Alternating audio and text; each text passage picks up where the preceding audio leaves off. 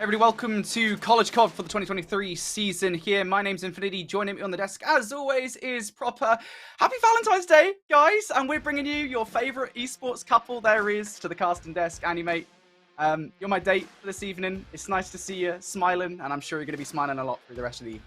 You're going to have to fight Ant for that as well. I'm also his hot date for the evening. So I'll be watching for that 1v1, though it's considerably not Valentine's Day for you anymore, as it is just 20 minutes into tomorrow. But regardless, I'm doing great, Brody. It's always fantastic to be back. I'm just happy that College COD is back in session. Absolutely. It's been incredible so far. I think, yesterday had a ton of great matches, and obviously, you and I got to cast the back half of the Division 2 qualifier on Sunday as well, which is like my first taste of getting back into collegiate COD for the first time in 3 years. It has just, generally speaking, been an absolutely wonderful time. I can't wait, mate. The season is just getting started, of course. After yesterday's action, we've got a ton of matches coming today. Looking forward to getting into it, mate. Yeah, no, I mean, all the matches that are going to be slated for at least the evening or for the entire week, this is week one. This is where you start to get a feel for how you do stack up against other regional combatants. It's going to be interesting to see how the end of the road, especially for these regional plays, are going to, how do you say, like, kind of like size them up, I guess would be the best way versus the other regions, because playoffs are kind of far away at this point. I just want the answers very soon. You muted yourself, Brody. Unbelievable. Myself, mate, just to type, mate. It had to happen on one broadcast, didn't it, bud?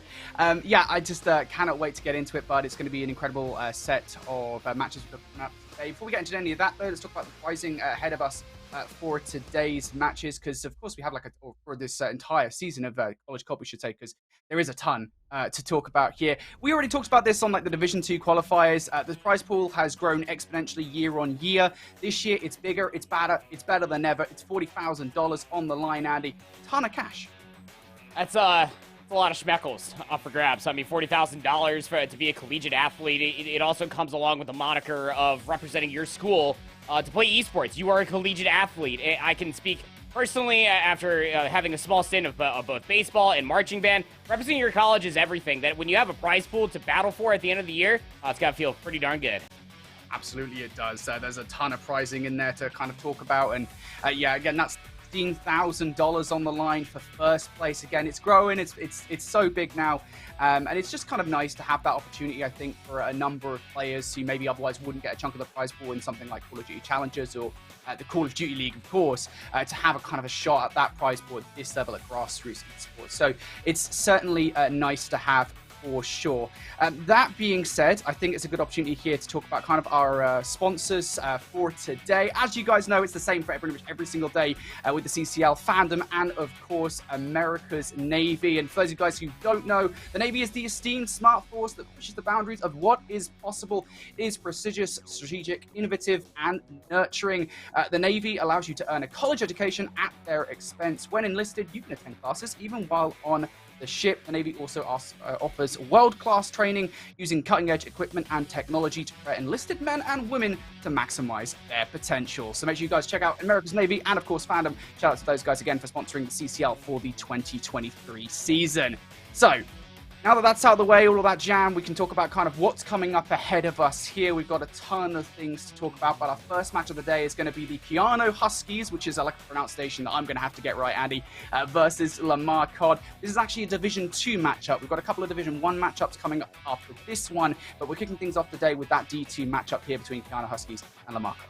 Yeah, if you saw the schedule before we ended up coming to our beautiful faces, we'll have Division 1 matchups later on in the evening. But starting here in Division 2 in the West, like you were talking about, it's going to be very interesting to say the least. The one thing being is because when you think about Division 2, you cannot sleep on them. The reason why we ended up splitting things into Division 2, because ever since Season 0 had started for College COD, we've just been getting so many different schools. So it's about finding those diamonds in the rough, Brody. And hey, who's to say that even between the Cardinals and the Huskies, we might not find one here today?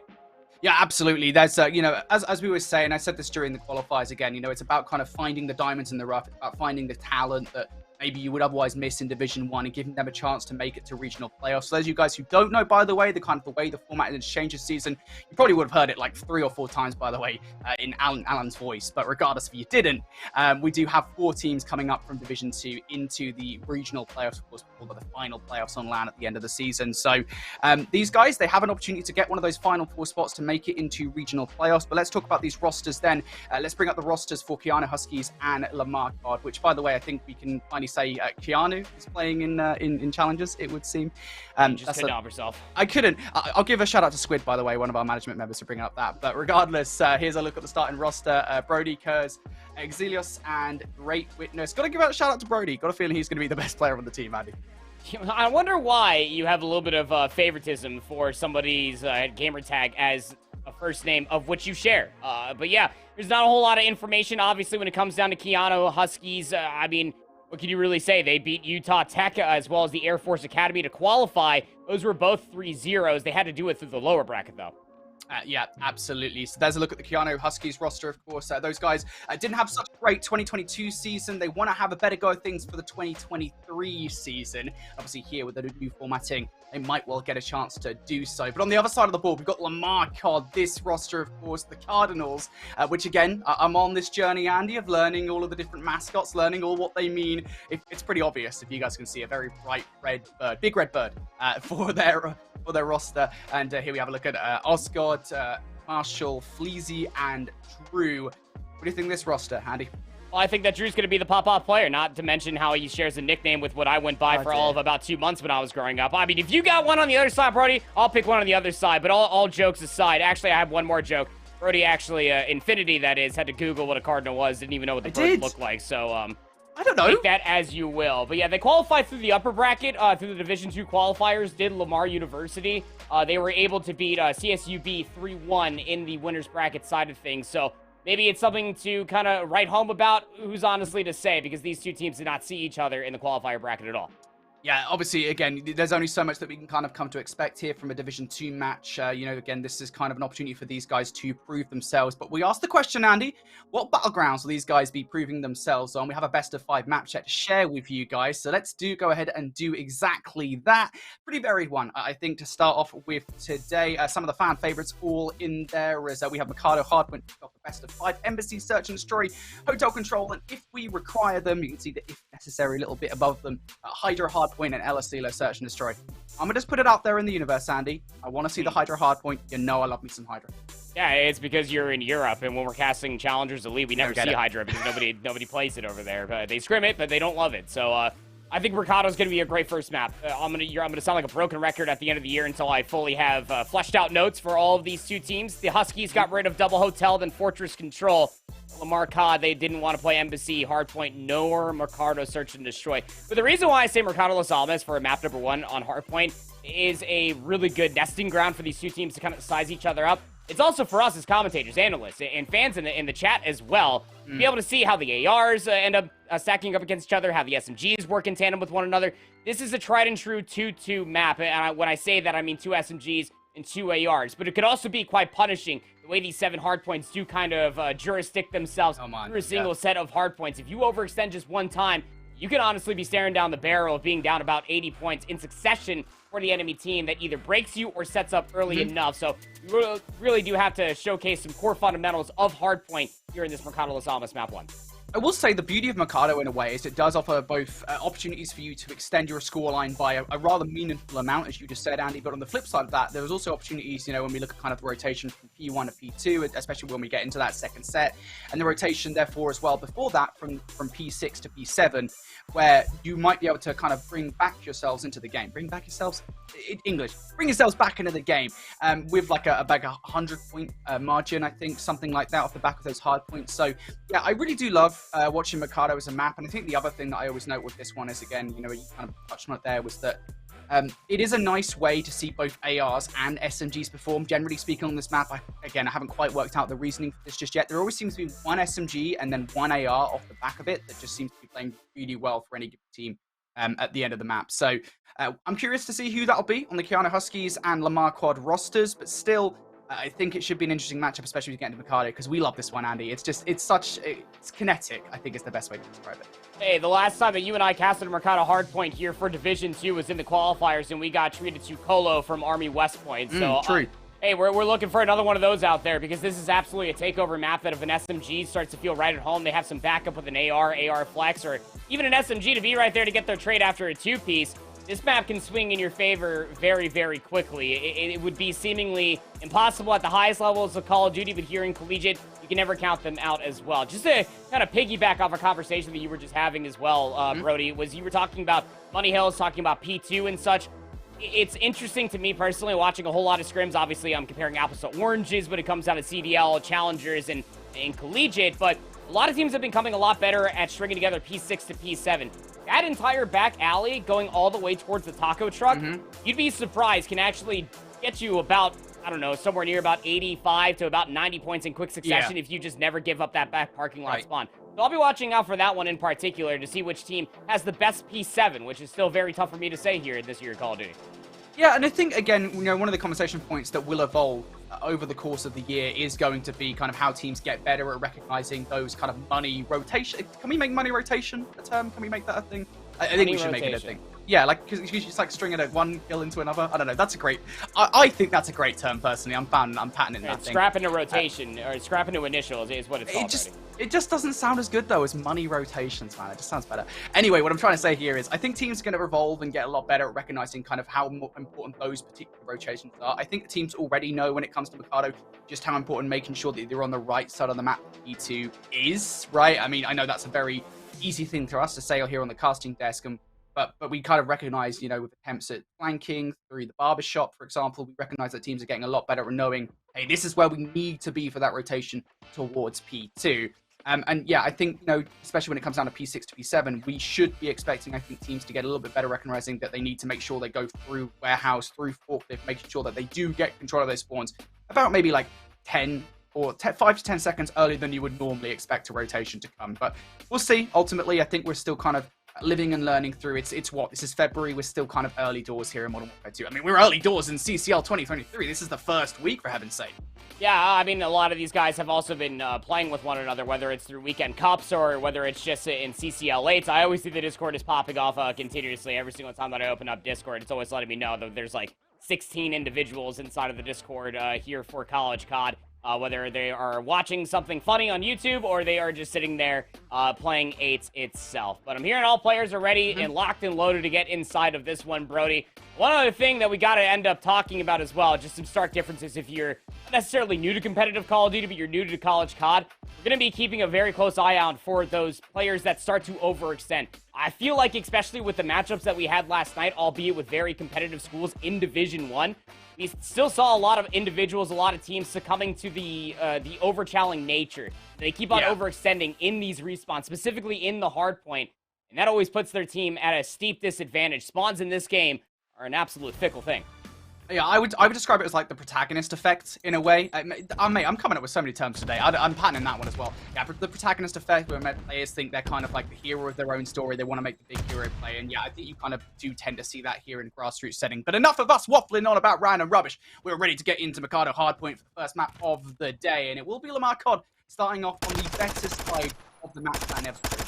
There's still a lot of time, though, due the Huskies to try to at least combatant for a power position to try to get in towards those P2 spawns. You got Kurz that's trying to at least finesse for some time, but Nate Smoke is an absolute belly of a beast, and Fleazy's just going to pounce. On top of that, the drop shot for the second. Had a good look at the third, but all these stray trades are going to do quite well for the Cardinals to hold on to that P2 rotation so far. Yeah, Cardinals very happy with the position they're in, especially as a couple more kills will come through. And I think the Huskies in this position, just try to find your way past the yard line, get players through the barbershop, get players through hedges.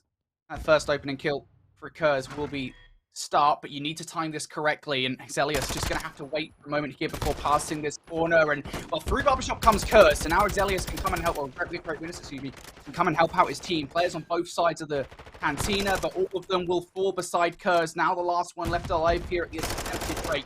What can he do? Unfortunately, does fall. Lamar COD could win the open wave. 35 seconds still left on this clock, and Drew has not died, by the way. He's on 5 in a row, swapping to the pistol. Wait for the regen here, brother. And yeah, we're just going to go ahead and take refuge behind the bar. Might be out of ammo as far as their primary is concerned, but one more elimination, and we have an early cruise missile to be talking about. It seems like the way the Huskies are setting themselves up, whether they wanted to or not, they're trying to battle for the rotation. The issue is you already have Cardinals players over here in the courtyard. This is a very dangerous moment in the game here. Lamar COD, if they're able to establish this rotation, they'll establish that lead that we were talking about at the top of the show. Let's see if Lamar can get it done here. Marshall just going to be the arbiter of the doorway, looking for kills. It's Elias and Great Witness.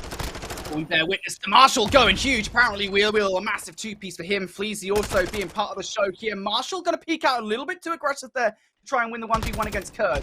Kurz now has a 1v1 over towards the hard point against Fleazy, and Fleazy does win that. But good map coverage going out from Drugit. Now going to turn its attention towards the hard point. And inside, to be fair, Fleazy, a couple of massive gunfights, effectively will leave Exelius in a 1 versus 3 situation for it, and that's just too much to handle. Drew on a 6 spree, has the cruise missile ready to go here, and this has been a brilliant start from the Marcon.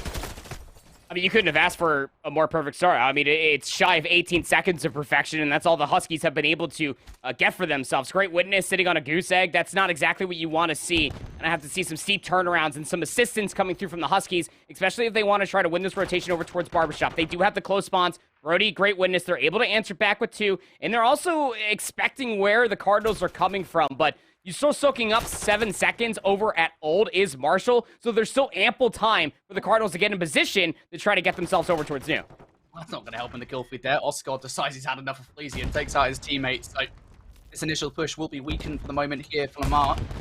Cardinals, though, we'll see if they can get it done. Elias will be thrown out all sorts of utility towards the alleyway, gets immediately taken down there, and now Great Witness under fire, force back. That will enable some presence in towards the hard point, but will be remotely dealt with here for a second. The first 20 has gone by, and Lamar able to get in for the moment. Brody hanging strong here on 3 in a row. Teammate, though, will fall inside the alley, so again, Brody finds himself in a 1 versus 2 situation. 1 versus 1 for the moment. These guys just coming in single file, and Keyano Huskies, I mean, they're very happy to take this situation. Yeah, right in the history book of how to not chow a hard point to try to break it, and that's going in single file line. It's not a cafeteria, guys. You want to make sure that you break it together by pinching over by the clothing truck and through the back alley. It does not come to be. So the Huskies seemingly able to get about 40-50 seconds off of P4 itself. Cruise missile was called in for Lamar COD, and that's going to give them a lot of space and information. Back to single file line. Marshall's just holding the irons with the Vaznev, has 9 bullets, is on a 5. Yeah, if he's able to replace the cruise missile that they just used, it would put Lamar in, again, that indomitable position that you know and love. And, well, he hasn't died yet. Fleazy, though, inside. He's just picked the right corner. Kurz doesn't expect it. Brody doesn't either, and he will take both of those 2 players down. Lamar, again, in a really good position to hold the back 40 here. Keyano players spawning. It's 1 over towards warehouse, 1 over towards truck. None of them can really get in. Again, it's that individual pushes that we're seeing here from Keyano, but maybe Cruz can play the hero. He's able to get the first. We'll turn to the Semtex for the second, and it's just not to be true. He's made weak, but he's already got himself a second cruise missile. Marshall still has not died off that earlier streak as well, so that's 2 cruises on the board now for Lamar. Yeah, 3 in total for the Cardinals. You're going to be feeling pretty darn skippy about yourself when it comes down towards the plays that Marshall has been developing for his team with a Vaznev in hand. Double positive, 14-7. Though is being seemingly outdone by the 12-2 Drew, like you were talking about, also has a cruise missile in his back pocket. Might see it be called in here, but you got to be careful when it comes down to the splash damage here at the top cantina hard point. But this is the turning point that I was talking about ahead of this matchup. You got to have a good P6. It could also garner you an easy rotation towards P7. Yeah, they're absolutely on the right side of the map as well. So Keyano Huskies, they are far from out of this game. But you just got to manage to hold, and Fleazy now flying through the window. He's up top. He's got control of the cantina hardpoint, and despite Keyano's presence, they haven't got in. They just can't get in either. The kills are through from the Cardinals. Every single kill will go their way, and with 29 seconds now, you start to face that awkward choice here. How much do you invest into this? Because you need to make sure you do not give this rotation away. Exelius, he's aware of that fact. For kills, he'll be able to pick up 1. Has the support of teammates here, and as Marshall falls, it's Keyano Huskies. They do have control of that rotation. Yeah, they do for the time being, but look at the split spawns that have just occurred on the minimap itself. I mean, Marshall just spawns up. He's calling in the cruise missile almost immediately, knowing that the Cardinals are not in a position to try to outright gun this rotation down. Any trophy systems? No, it hits to the right, and Exelius will go down, but that's not before the Huskies are able to find 2 kills in their favor. That'll force all of Lamar COD to spawn in where Marshall just previously was, so the cruise missile did not gain immediate effect. Yeah, and do you invest that second one? I mean, there's a lot of questions to ask here about kind of what the Cardinals do in this situation. They're opting to kind of brute force it through the warehouse. Brody has a lot on his plate here and just too much to stomach. I've been there before, trust me. Kurz now finds himself in a 1 versus 2 on the hard point, just cannot get it done. Marshall cameras him. Now it's a back 30 that, again, it's important. This is not an insignificant amount of time. Fleazy picks up a massive 2 over towards Warehouse, and now Marshall providing support from the gate. This is a lot of kills going down outside the kill. Marshall is beaming at 22 and 10. And yeah, Andy, as I was saying, this is not an insignificant amount of time going the way of the Cardinals. I mean, they're just slowly encroaching towards that 250 scoreline to close out map number 1, and you start framing up the conversation for the Huskies like we were talking about. They couldn't recontest P6, and then they lost the immediate break for about 40 seconds over by P7. So now you're staring down the barrel of a 17-second only allowance until Lamar COD put this first map to rest. They're calling it a cruise missile just to open up this second set, but the Huskies, they will remain at least strong for the time being in the hard point. I say that, and Lamar just completely run them over. Yeah, it feels like the Huskies might be put down here in the hard point. Brody saved the day. He finds himself in a 1 versus 3. Just try and waste some time for your teammates to come to the other side, but again, it's the solo push that will befall him. Kurz tries to find his way in, but trades in favor of Lamar.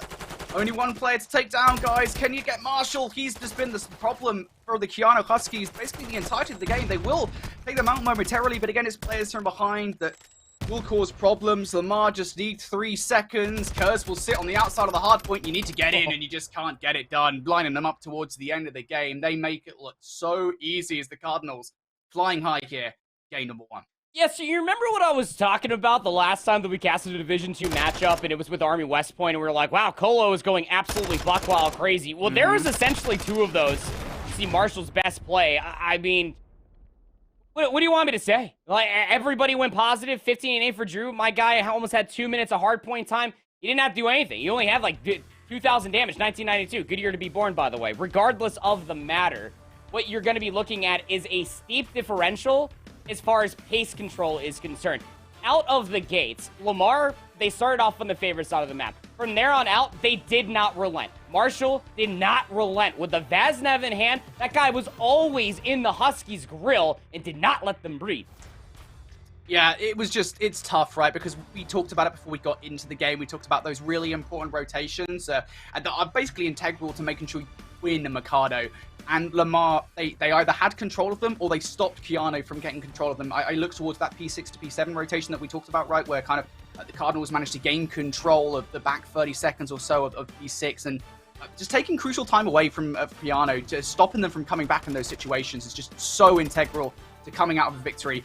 But of course, I mean, this highlight reel is just going to be Drew and Marshall just doing Drew and Marshall things. The way that they were playing in that game was superb. And it's kind of funny as well because we were talking about kind of the Vaznev presence of Marshall. You already compared him to Colo, man. I mean, he had his way with Keyano Huskies, just no doubt about it. I mean, a little bit. You're seeing these throughout all of these replays. Every single one of the player of the Cardinals was popping off in one way or another. Say what you will about the lack of engagements and damage coming out from Drew, but everybody else was just right there, just making sure that Drew never had to get into an engagement. That's, I'm pretty sure, is either your main AR or AR flex out of Drew. And when you're an AR player, and you just have to kick your feet up because your SMGs and your other AR is just popping off the way that those 3 were, then that's all you really have to do. Just sit inside the hard point, hold your irons, watch these longer lines of sight, and just let all of Keyano Huskies just walk their way in to your line of sight and get some free eliminations. It just felt like that once we got into P2, and it was somewhere near like 80 to 13 going in towards the 3rd hard point, Lamar COD just had already sinked their teeth in, or the talons, I guess as it may be. Do Cardinals have talons? I'm pretty sure they do. Regardless. I wouldn't know, mate. All right. I mean, I'm not a bird watcher. I feel like you're a few years, maybe a bad day away from becoming one, but maybe me too in my older age. Regardless, 27 and 14 out of Marshall, 2,800 damage. He led the lobby in both, and 18 of those 27 eliminations were non-traded. It wasn't just one spree. He lapped it. He went on a 7 and then an 8. And then Drew also got a 6 spree along the way. 3 cruise missiles were totally accrued for Lamar COD. Keyano Huskies just simply had no answer in the slaying department. I mean, there are some times, right? And we always kind of laugh in a way about like the times when you ask kind of what analysis is there to be had when it is very clearly just your guts outslayed. Like that is it. Yeah. In that situation, yeah, like that is just one of those situations where like, all right, Team A has just outslayed Team B. let's go to map 2. That is literally the situation we're in here. Lamar, the Cardinals, whatever you want to call them, just trounced Keyano Huskies there in game. But it's even strange too, isn't it? Because it's like we always talk about in Hardpoint, like you got to find the right kills. Like you could have a player that's like finding like all the kills in the world, but that's just it. Everybody for Lamar were legitimately finding every single kill. They were all influential, and they let you know about it in that map number 1. Absolutely, just incredible play from the Cardinals in map number 1. Well, let's take a look at it in the best of 5 map set. Quite the stamp to kick off this series from the Cardinals as they win Mikado Hardpoint 250 to 112.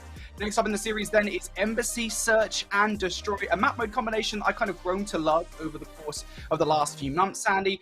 Again, we had a chance to look at this over in the qualifiers and Division 2 qualifiers, and the way that we're expecting teams to play this at least is, you know, we're just looking to see the sniper battles, I think, for 1, and then looking for potential flanks coming through for number 2. Yeah, you know, the sniper battle over by Pots, top admin to top AC, whatever it may have you, is always something very fun to watch. I mean, even defensively, that sniper line of sight that you can get over by Xbox that watches all the way past the tree line of sight to stop that B push from coming through, that's what you're going to expect out of Embassy Search and Destroy. I know a lot of players don't exactly have a love-hate relationship when it comes down to Embassy Search and Destroy, but it is my favorite. It is very dynamic, the way that you can kind of slow the pace up. You can either continuously quick hit B if it's working out for you, if you can always find those first bloods, if you have trophy systems to keep yourself safe from those inevitable starter nades, then you're going to be feeling pretty darn good about yourself to get an SMG inside of Orange. Or you can end up slowing your roll and just hunker up inside of admin around those hallways, get a player over by P2, and wait for the push to come through from the defensive team. Work that first blood, and it might honestly garner you an A push as well. There's just a lot of different strategies that can honestly be deployed here on Embassy Search and Destroy. The biggest question is, are we going to see any of them? Yeah, that's the question, right? Because it's Division 2. It's like when we said, like, the Embassy Search and Destroy, we went in kind of expecting these huge sniper battles going down and a lot of these flanks. I think we got a fair bit of the latter, right? I think we got, especially on the defensive side, like teams pushing towards administration building. Actually something you don't often see because it's very hard to cross that 50-yard line, very hard to cross kind of the no man's land that is the middle of the map without getting cut down. So I think that might speak to kind of, again, the fact that we are watching Division 2, that we did see that. But again, those flanks we did get, the sniper battles, I think didn't get so much over towards that map. Again, we'll see, though, kind of what we get ultimately. For the Keyano Huskies here, you got to hope you're a Search and Destroy team, ultimately. We do have those, to be fair, teams that kind of grind chows and such in Search and Destroy. Obviously, you could just grind rank play and you're likely to get a Search and Destroy, or I'd say rank play at the mosh pit, you're likely to get a Search and Destroy. Hold your horses, that's not out yet. We do have rank play tomorrow, Andy, and I know that we're going to crush that, so it's going to be a fun time. Here we go, though, in towards Embassy Search and Destroy. Keyano Huskies on offense first, and they are flying towards B. Hey, look, they've got the basic strategy down. How aware are they of the presence, though, of Lamar over towards this back AC area? I mean, the nades are already connected coming through, so they know that this push is coming through due to the Cardinals. Marshall was pushed up very aggressively. Nice stun check over towards the close corner. Yeah, that's going to be communicated, and 2 kills do come through in quick succession. This is not easy to turn over, but Huskies have the bomb planted. And they are relying on those textbook flanks. Fleazy, unfortunately, not going to get any value out of his. Drew is going to get one with a pistol. Should be challenged pretty quickly. How has Drew even got close to that kill there? Goodness gracious, that was dicey towards the end. But Keyano Huskies, you called it perfectly, Andy. They did everything right in that situation. Getting that first blood over towards AC and then a stun check following that. Yeah, and I want to go back to the conversation as well. Like, it's not just Division 2, it's all of CCL, man. I've been casting this for a long time, and when it comes down to Search and Destroy, sometimes the easiest strategy is everything that we're going to be pulling out in rank tomorrow. And then let's just run at them. Now try to outgun them. But the Huskies completely outwit Lamar this time around. Again, the Semtex comes over. Those 2 players on sign are weak. But the stun check comes over from either Pots or top admin, and it reads Marshall towards the middle of the map. Once you deal with that player, you can essentially turn all your focus towards the front. Now the Cardinals in the answer of a round of their own. First 2 shots going towards Electrical. I know where Keyano are going to have presence. Does it work out? Exelius, mate, that's not going to go anywhere. You need to... The nades do not bounce like tennis balls. I know we're near a tennis court, but that's not how the physics works here. In Modern Warfare 2, Exelius now knows that here. The trade's starting to go down. Brody's going to be the first one to pick up a kill here for Keyano. Unfortunately, though, for the squad, things haven't exactly gone well past that point. Now they find themselves in a 2 versus 3. A relatively scattered 2 versus 3 as well. And, well, as Kurz goes down, we have to witness something great. From Great Witness, a 1 versus 3. 20 seconds on the clock here. That's not really much to work with. Doesn't have the time. That's a frag grenade, so you can move out of the way of that. And once the window breaks, the player over by Pots will just go ahead and chow it. Yeah, there's just no way you're going to read that post-plant situation. I mean, understanding that there's probably a player on sign, maybe over by AC, but it's Marshall that's in the clutch spot. The bomb was effectively planted for him, and all he has to do is just kind of either snake or play these head glitches that are over here, put himself in a position just to close out the round. But, you know, it's round number 2. Say what you will. I mean, by Zelios' nade, that would have stopped the plan had it somehow just skipped over the half wall, but was not the case at all. You just cannot allow a quick plant to come through and for all 4 players to stay alive post-plant. All right, well, Keyano Huskies here. Looking for an open snipe, because Elias has already picked up 1 on that very first offensive go of things. This time, though, a bit of a change of pace here from Keyano. Looking for something, and, well, Brody getting taken down there by Fleazy. Not the best start, not ideal. Just easy reads coming through. No nades thrown over by Sign. Got to be an A hit. Fleazy played the right corner. That silence is about to dissipate, but there's one player on the God head glitch on the backside of the truck. Fleazy's got some damage, and he breaks the camera. That's the last kill required. But yeah, like I said, I mean, it's easy reads coming through, especially when you're thinking about Embassy Search and Destroy. Typically, when you do end up seeing an A execute like that, you'll leave a player behind just to throw some nades. Both are throwables, in fact, over towards tennis court, just to maybe try to keep the defense guessing onto where this play is coming from. By not getting out any of that information out, all Lamar had to do was just shift all of their focus towards that mid lane, towards Xbox, play inside the hallways. Fleazy picked the right corner outside of the bathroom window and got first blood and was able to leave with his life scot-free. 2 rounds in a row after the initial, the Huskies won. Yeah, big round there. Fleazy at 5-1. He's having an incredible start of this search and destroy, and it's this aggressive play that you love to see. Oh, had great witness in his line of sight, but Kurz will save his teammate. Now Osgod, can he line him up? There's one. For the second, shots into Kurz. The Semtex should land, but no, Kurz going to get away into the bathroom in time. So, Osgod, does he get this bomb down? The call should be made to Exelios, but I'm curious, he might have a sniper for the situation. Has actually switched up his weapon. He's got an AR. I mean, the reason why you're able to stay alive for such a long time, if you are Osgod, is because Drew's been up here peppering Exelios to Highway Kingdom Come. So, now what do you do from this top-down position? Great Witness is actually hitting it over towards Potts. He finds 2 numbers shift in the favor of the Huskies. Elias, is he going to jump on this? Is he about to jump on the bomb? No, Drew. Drew. Oh, Drew's been naded, but Drew's going to win the gunfight anyway. And now if you're Exelius here, Drew's still got to check this bomb. The nade check should be good enough. All he needs to do is give it a look, and now he's seen Exelius in this situation. Yeah, that is perfectly played from Drew. That is a round 1 from Lamar COD, regardless of what Exelius does here. Yeah, I mean, this was so well played by Great Witness, who just comes up through the middle of the map and turns that into a 2-piece. He finds Osgod, who was on bottom AC, waiting for maybe the jump down from Exelios, who was top AC, like you were talking about there, Brody, but Great Witness is able to turn that into 2. How he gets that second on the player over by Potts is beyond me. How that player's not just holding an irons. Could have been a sniper rifle for all I know, but regardless of the matter, the Huskies answered back with a wonderful retake, but that's why we always talk about that post-plant situation, that player up top. Because Drew was able to find that first inside the stairwell, you just play the clock. All right, well, Cardinals starting to put some distance between themselves and Keyano here.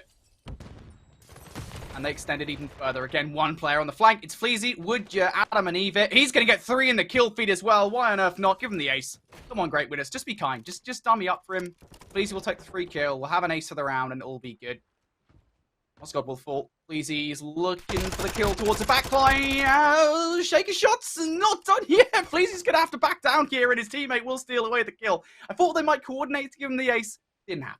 Better just to stay alive and maybe work towards streaks if these rounds start going awry. But, you know, that's one of the biggest struggles when it comes down to Embassy.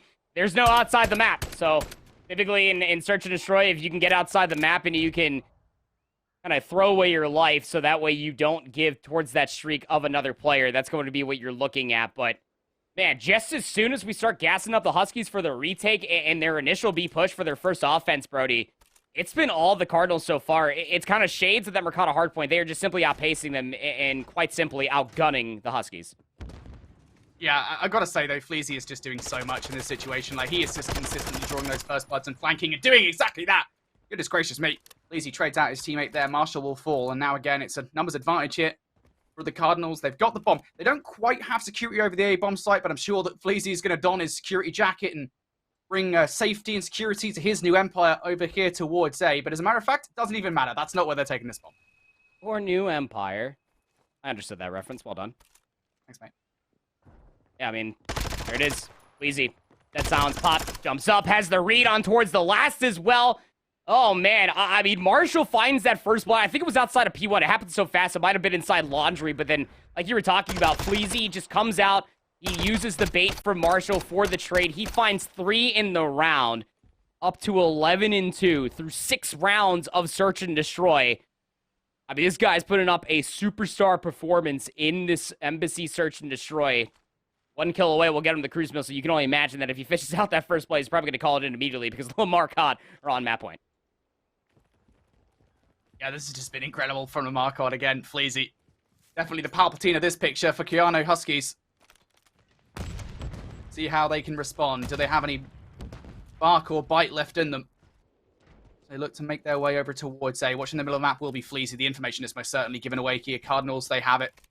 Now, what do they do with it? Is it good? Nice positioning from Great Witness, to be fair. A good call to be watching that area of the map. And now the bomb will go down.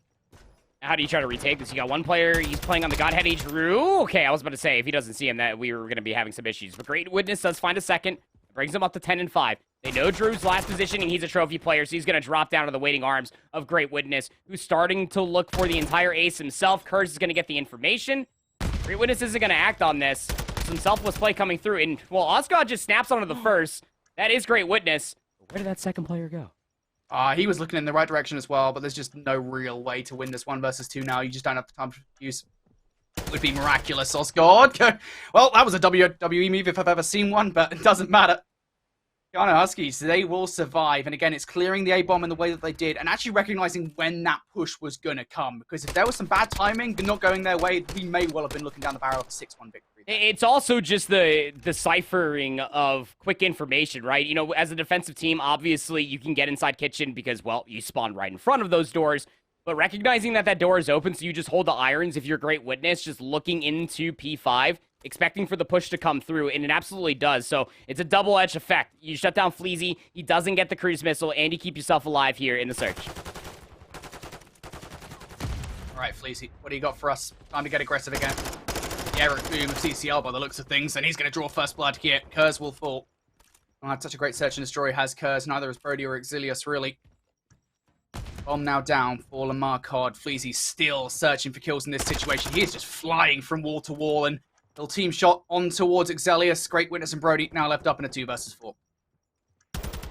On planet as well. Win condition set. Brody is 1 shot, no stimmy. It is all fallen by the wayside. Great Witness will find 1, but that information will be conveyed. Now he's just got to win 2 gunfights, seemingly impossible. If he could curve bullets out of the movie Wanted, we'd be talking about it top AC, but it's simply not meant to be. The Cardinals, out of Lamar University, will win the search and destroy 6-2. They'll take a 2-0 lead in the series.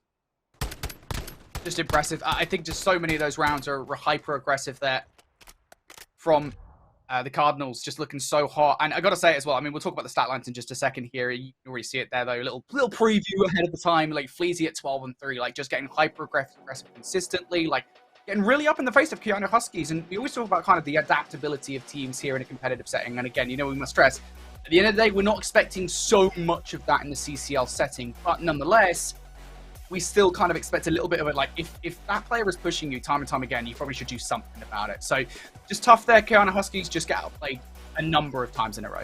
Yeah, I mean, how do you shut down aggressive players in search and destroy? Well, you spawn in with both a frag or semtex and a stun grenade. So, you really have to be utilizing those tacks just to be able to find information, clear away the space, and then slowly cover it. Maybe not just by 1 player, but 2 SMGs is how you end up doing it. Like, take yourself back. I think it was like round number 5 or something like that, where Fleazy starts this massive escapade where he almost gets the entire ace of the round. Marshall finds first blood inside of Laundry. He flies out because he's 1 shot, knowing that there's a player on Xbox, and then there's Fleazy immediately for the trade. That's so much map coverage, not to mention 2 kills that come through.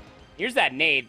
Very interesting. I don't know. I mean, I've seen the bounce off of like the side of orange, but I've never really seen somebody try to do a Halo nade in Call of Duty like that. It doesn't work out like that. As we were talking about, gravity is not your favorite when it comes down to how heavy these fragmentation grenades are. But the Huskies kind of gave themselves a really good look at it. You know, when they went back over towards A, towards what was it, round number 7.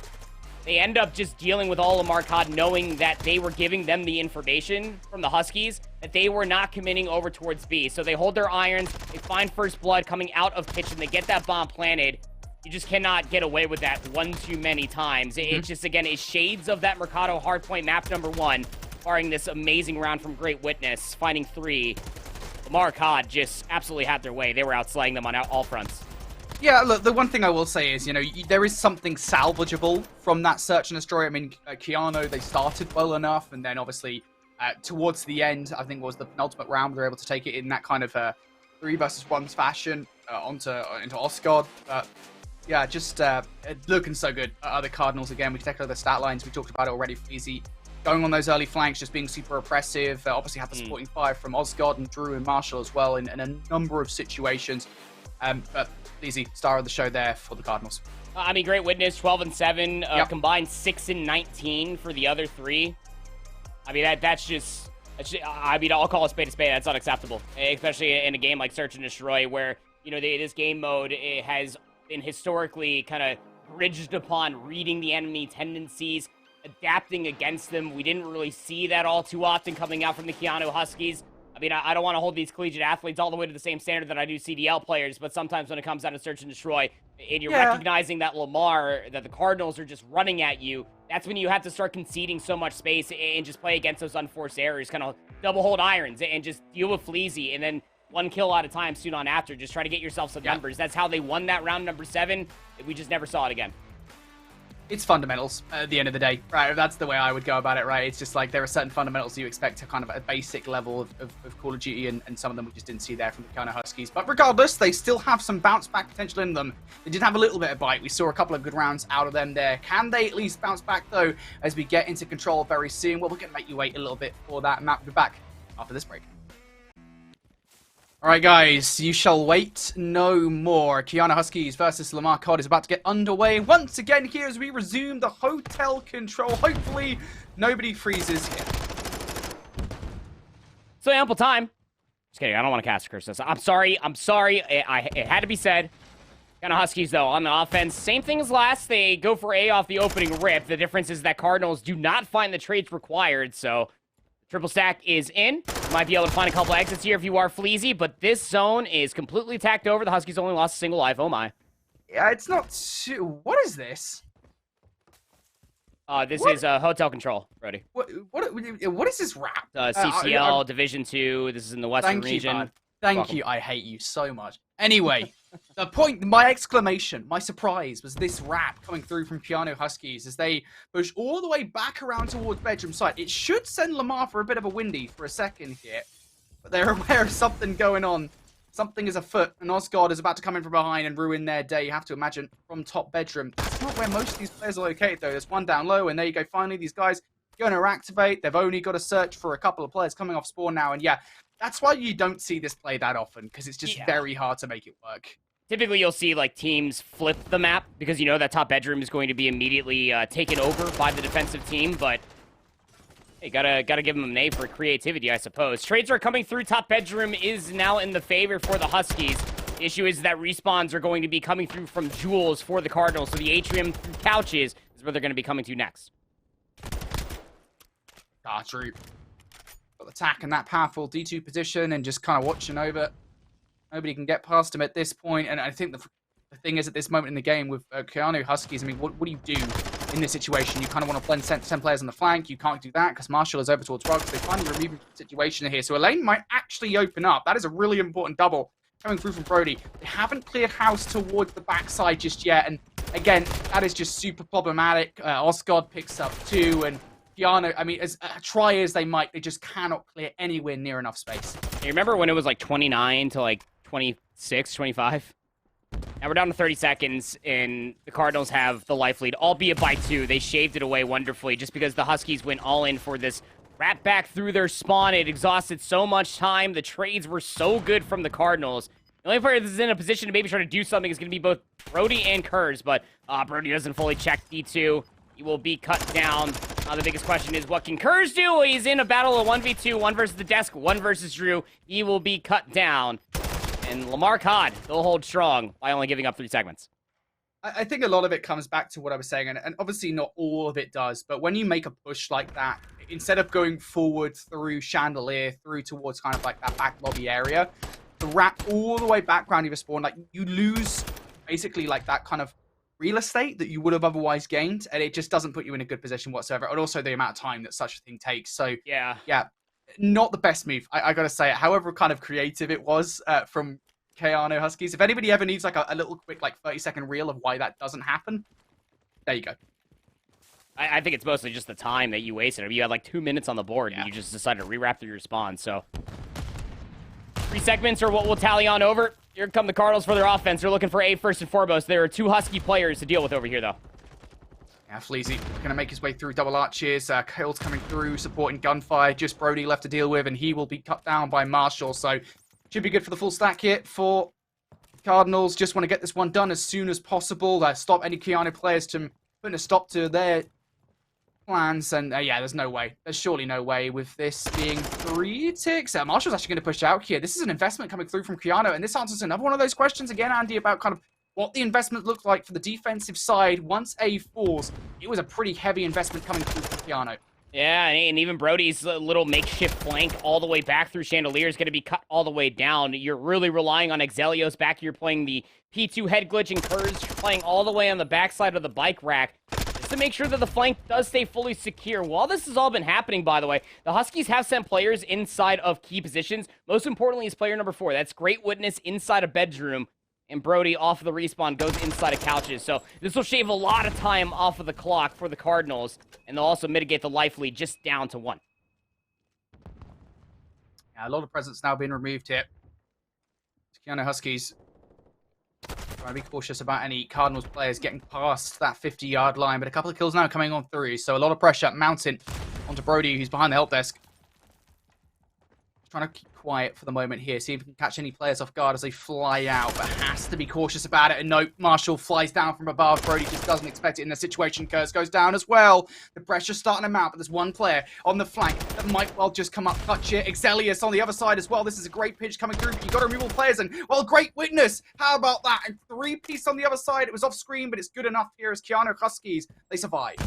Yeah, it came at the cost of at least 1 segment, but like I was talking about, Great Witness, he made the heads-up play. While the flank was being secured by the other 3 players of the Huskies, Great Witness made sure that they took refuge inside a bedroom, and they had not left this area of the map. Decides to go maybe find a quick kill off the jump up over by P6. Is now on a 4 spree. So now how do you answer back if you are the Cardinals? Desperation might be setting in a little bit here. We're down to 30 seconds. Not a lot of presence. Great Witness now on 5 in a row, looking for number 6. He will fall. So cruise missile denied. Presence now on the point here for Cardinals, but they've got a lot of areas to watch. And Kurz comes through bottom bedroom to take down 2. But actually, Marshall coming back with a double of his own will actually open up a window of opportunity here for Lamar.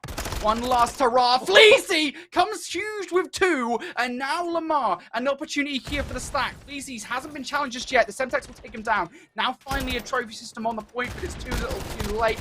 Kills are good. Lamar, can they do anything? Relying fully on Marshall there in the 1 versus 4 situation. He can only pick up 1. So Keyano Huskies, they give away 5 ticks of aggression in that round, but they will not give away the round itself. Yeah, and it's important that we do note about those segments of progression, making it 2 ticks better than what the Huskies put up on their initial offense. This is all pertaining to that round 5 defense when it comes down to control. How you get round 5 defense is having more segments of progression than your adversaries. If you're tied up, then it goes down to kills if you're new to this 3rd and control game mode altogether. But wonderfully done there from the Keyano Huskies, specifically for Great Witness. Again, while the A-zone was being tacked over, Great Witness off of that immediate respawn got inside a bedroom and shaved a lot of the clock away. But it also has to be talked about that Kurz is almost double positive now with the Vaznev in hand. The explosive player to watch out for in that previous round. Here we go, Keyano. This time going straight towards B. They're going to drop the first blood, though. That should slow things up for the offensive line. Volley utility being thrown their way. Brody, unfortunately, able to win the 1 versus 1 against Marshall there. And again, Keyano off the back of that. Still do have bedroom control, at least. So a good look at B for these 2 players over here. Great Witness and Kurz, while Brody goes to stop the clock over towards A. So still, Great Witness shot absolutely nowhere. Finally taken down there by Oscod. And Kurz, you might as well just Hail Mary it in that situation. Why not try and get something off the point as they should get the close spawns over towards inside. Well, I at least have one good reason, and that's just going to be the lives, because now Marshall's over inside of Wine, able to fully understand that it was just one player that was over here. He deals with Brody, but off the respawns from where the Cardinals were previously located at, that spawns the Huskies parallel over towards A, and the stack is in. Cardinals are just going to go ahead and completely chalk this. They have a 4-life lead over the adversaries of the Huskies. No reason to overextend into that A zone. A is fallen by the wayside again. They can't really do what they did before this time around. They're going to have to clear bedroom a lot more directly as opposed to that big, long wrap, and it's already happening. The 2-for-1 trade in favor here of, unfortunately, for Keyano, not them. Cardinals stronger, and again, they just clear out. Great Witness just a little bit premature on the shots there and will be taken down. So now 90 seconds of the clock here, Randy, for Keyano Huskies to make some moves. Look at the positioning on the map from the Cardinals as well. Nobody inside of couches, nobody inside of the atrium. Huskies have so much of this map to clear because they have no idea where some of these players are located at. But most importantly, they have top and bottom bedroom control. Fleazy not having explosive control like they did in the Search and Destroy. It's going to be calling for Marshall, who is just now getting the regen after Great Witness takes down Fleazy to reach out top staircase. He'll get a lot of information off that, but you got one player that's playing the back head glitch. The clock is being stopped. Stop. Player's still on. Echo trophy system again. OP here. Scott just not even care. Just doesn't care. A trophy system, attack, doesn't matter what weapon he's got in his hand, or rather not in his hand. He will take these players down. Post ball note still for Keyano, because he will be the player to do something here, if anybody, for Keyano Huskies. Shots going out. We'll have to try and finish things off there with Semtex, but there is going to be a player waiting around the corner for him. A little bit longer than we expected, but the gunfight will go the way of Osgod. And again, Cardinals just looking so strong here with 35 seconds left on the clock. Time for some last-ditch plays from Keyano. Great Witness is just searching for these players. He knows that there's one more player up here. Unbeknownst to him, there are two. Fleazy will take down Great Witness. Osgod is still on that 4 spree, by the way. 16-9 for them. You got to get on the zone now if you are the Huskies. You're down by 12 lives. But if you can get any segments, it'd be good. But they are just getting gunned at the front door. The positioning on the map will force them to spawn back kitchen. I don't even think they can get here in time. Yeah, Marshall's starting to get aggressive as well. I'll give him 3, why on earth not? Well, he will get taken down there by Exelios, so good kill for a player that's not having such a great game here. I don't think Exelios is going to be able to touch, though. Won't fall towards the end of the round. And yeah, Andy, I've got to be honest again, I feel like there's a certain element of the transition from A to B here that is slightly problematic for Keyano. One way or another, they are struggling to make that transition meaningful. Yeah, I mean, this time around, after the A-Zone got converted, they tried pushing it to Chandelier, at least 2 players, but you already had players like Marshall and Fleazy that were in your face almost immediately. And even if they do go 1 for 1, and it was a 2 for 2 at the end of the day after the A-Zone did get fully tacked over, you had players like Osgod who were just playing bottom luggage the entire time, where it's just licking their lips, waiting for the Huskies to come on through over towards B. Inevitably, they did. It gave Osgod a 6 spree, where now they have a cruise missile to be playing with. This round could be the last in this best-of-5 series. Well be so. Osgod trying to throw out that need to pick things off. It's going to be Exelios on the other side to try and resist. Kuz will actually pick up 2 inside, so some good resistance coming out from him. But again, it is just Exelios left to deal with, and Osgod going to be a little bit more honest with it. Marshall attempts to flank to gunfight, but doesn't end up needing to, and now finds himself in that advanced position to catch some players coming off spawn, and it's just a problem that Keyano really didn't want to deal with. And they actually won't, to be fair, I think, with the way that they're playing at the moment. They're doing something that you will absolutely respect, Andy. They're just being patient. They're not over-investing into a point they've already lost. Speaking of being respectable as well, I mean, how about the Cardinals? I mean, they know that they have a steep advantage. They should already be able to secure round 5 defense if they just get a couple of segments, but they just go for A immediately, giving themselves the most amount of time possible to try to win the round, and they're clearing out the spawn. Marshall's back here. He has some assistance. That's actually going to force Curse to spawn inside of Spa. So Marshall's searching for some of these players. A split spawn may occur, but Exelios and Great Witness, they're out on an island and about to find themselves in a 2v2. Yeah, to be fair, I kind of like the play here from Keyano, especially on the other side as Greatness picks up a couple of huge kills where they are mostly unfazed by what Marshall is doing in that backline, right? You know, they're not just fully coming back to try and deal with him. That would be a rookie error. They don't do that. They stick towards bedroom control, and it will work out in the end as the spawn's now manipulated. Cardinals spawning all the way towards the back of the map, but it's, again, valuable time that Keyano are wasting at this point. How they Great Witness do anything in the bedroom area will be cut down by Fleazy there.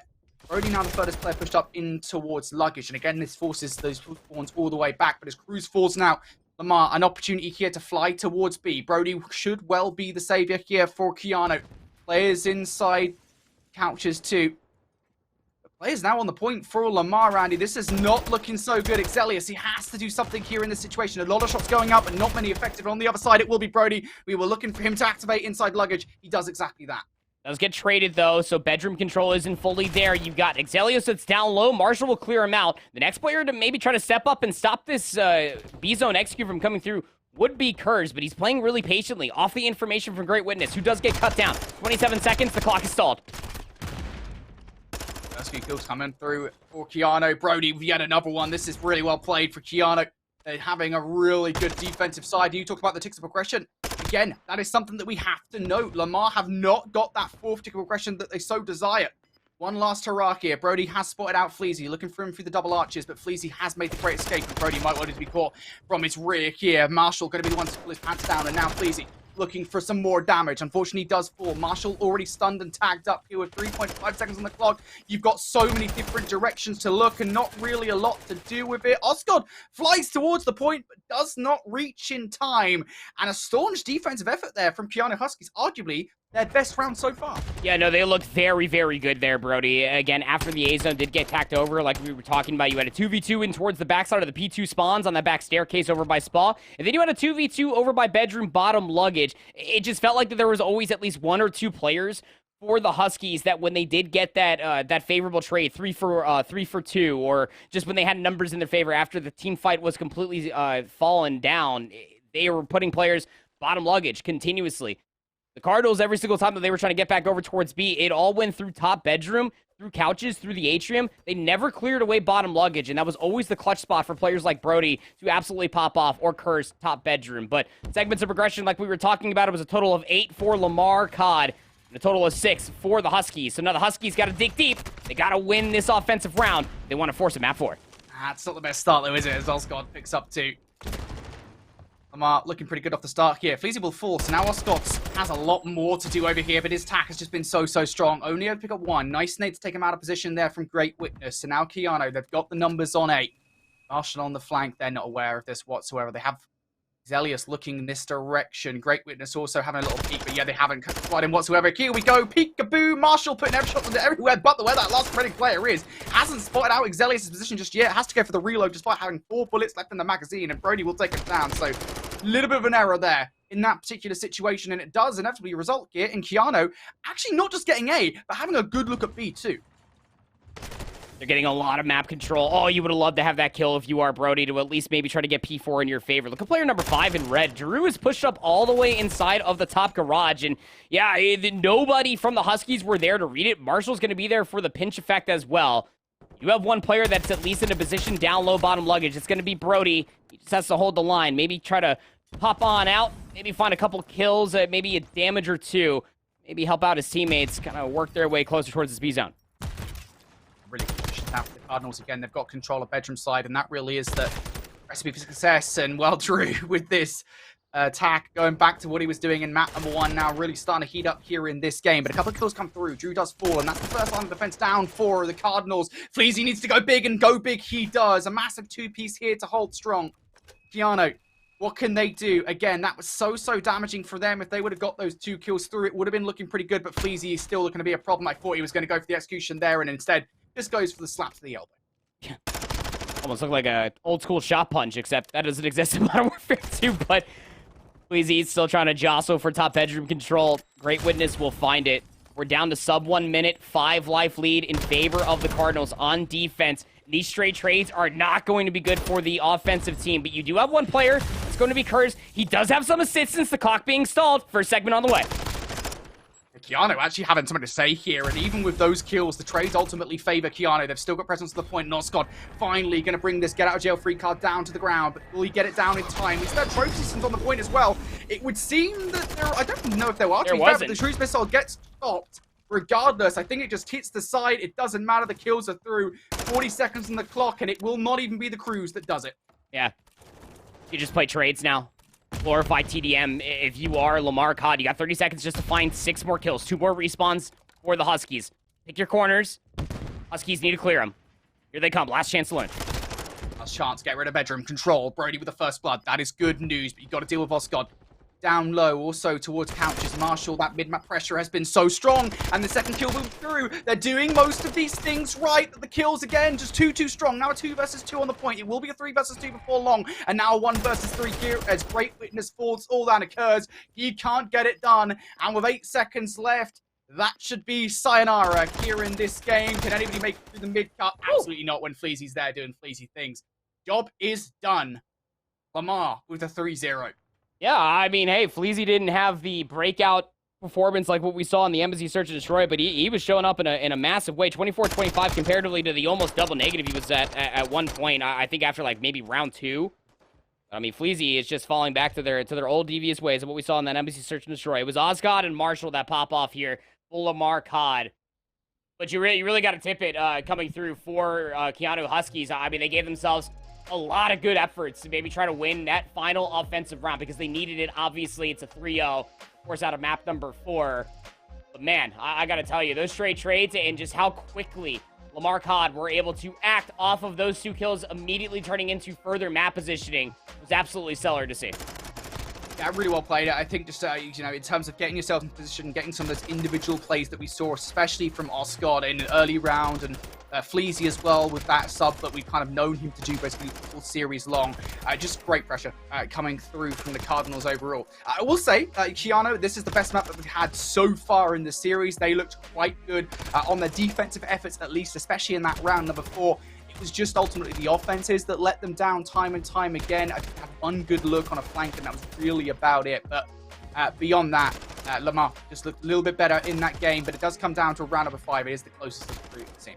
Yeah, oh, absolutely. I mean, this is probably the most competitive of the 3 maps that we got in between these 2 teams, specifically from the Huskies. You had Kurz popping off. You had Great Witness as well as Brody always trying to cycle out these very key positions on hotel control to put themselves in a favorable position. That right there, that previous play where Osgod is just playing in bottom luggage, I'm sure that Sport probably clipped it. You probably saw me just sitting here with my hands in the air like, how is nobody turning to trade that guy? Because if you deal with Osgod, then you have a 2v odd situation where you can just stack the zone and just look at spa exit as well as lobby exit and probably get yourself that B zone. And we'd probably be talking about a hydroelectric map number 4, but it's just not going to be the case. Again, it is the tale of what we talked about in maps 1 and 2. Marcod just way too strong. And yeah, there's that cruise missile. There was no trophy system. You can't fault them. There's typically going to be a cruise missile over there. What you see players doing that for, Brody, I mean, here's a quick lesson for you. Step into my classroom. Here we go. I'm ready. You splash it against the wall, so that way you can get that ordnance damage on the players that are playing closer to the wall. If there is a trophy system, it will not take care of the ordnance, but it will stop the initial explosion from the trophy system. You're welcome. Thanks, mate. I appreciate it. You know, I've had a few lessons already today, obviously, walking around Hogwarts, and now I feel even better. You're my best professor so far, Andy. I appreciate it, buddy. Oh, gee whiz. Yeah, we have a teacher-student relationship that I hope is not all that dissimilar to Joker and Kawakami. But regardless, here we have a look at our stat lines at the end of the game, and we kind of already talked about the storyline with the Lamar COD being the way that they are. I mean, like, it's kind of been funny all series long. It's been mostly a different player coming out and playing, like, actually crazy, like, every single game. Osgod was that player this game, obviously, at the start. We talked about kind of Marshall and what he was up to as well, but yeah, just incredible performance, I think, coming out of Lamar, looking pretty good at the end of that 3-0.